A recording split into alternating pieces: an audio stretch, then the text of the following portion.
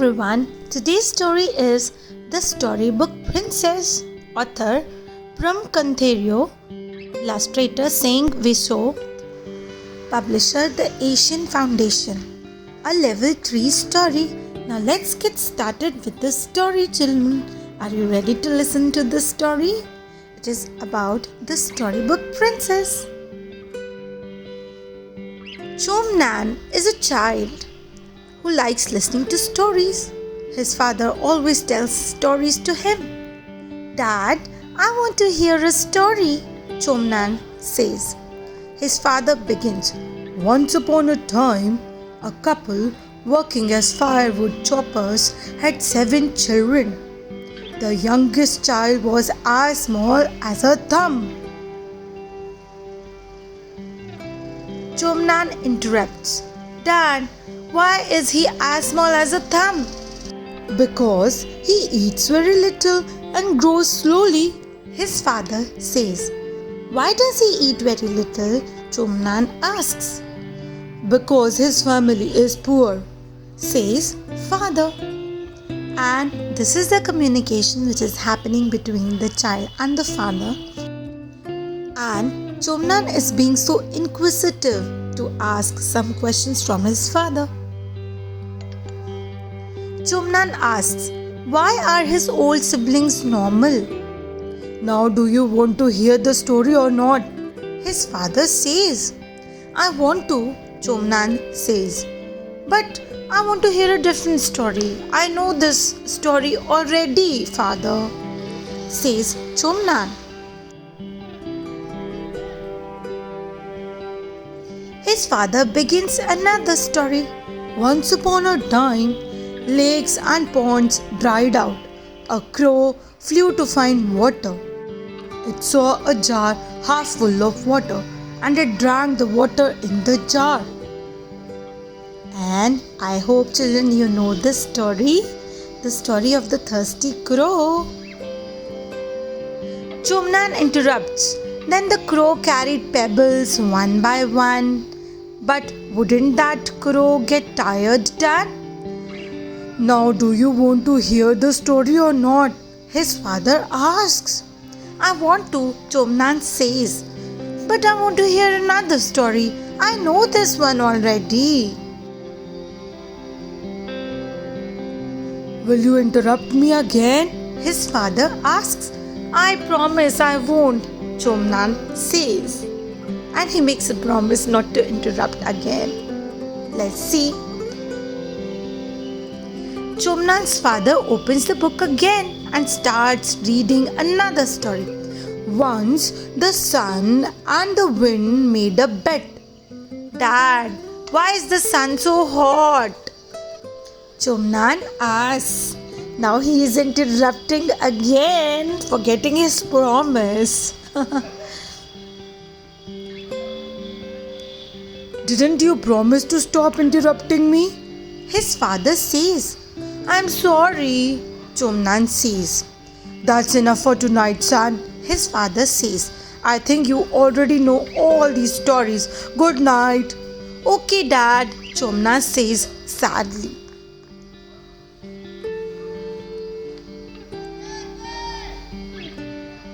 And look at this. While sleeping, what did Chomnan see? He hugs the book and falls asleep. That night, Chomnan hears the sound of a book opening. He gets up to check. Chomnan says to himself, that didn't make that noise. Now what's happening, children? Let's see. Hello, Chomnan calls out. Who are you? Hello, the girl says. Little finger. Now she is showing her little finger. Chomnan is curious. Strange. Your name is Little Finger. You are also strange, Ring Finger, she says. Chomnan frowns. My name is not Ring Finger, he says. Where are you from? Middle Finger, she says, ignoring Chomnan's question. Why don't you answer my question? Chomnan asks. Index finger, she says. What do fingers have to do with anything? Chomnan says. Where are you from? Thumb, she says. So children, did you notice? The girl is sounding so strange. She has told the name of all the fingers of the hand, including the thumb. Chomnan feels angry. Why don't you answer my question? He says. Don't you like questions?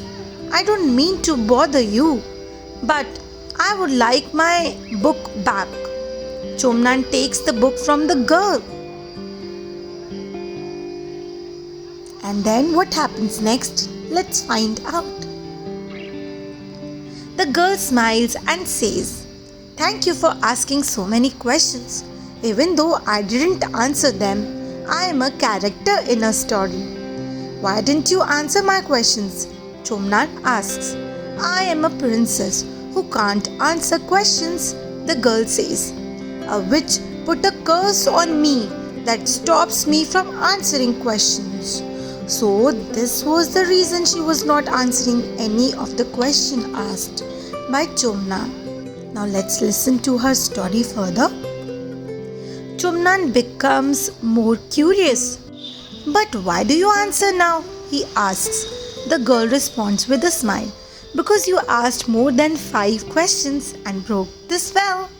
That's more questions than the witch has fingers on her hand.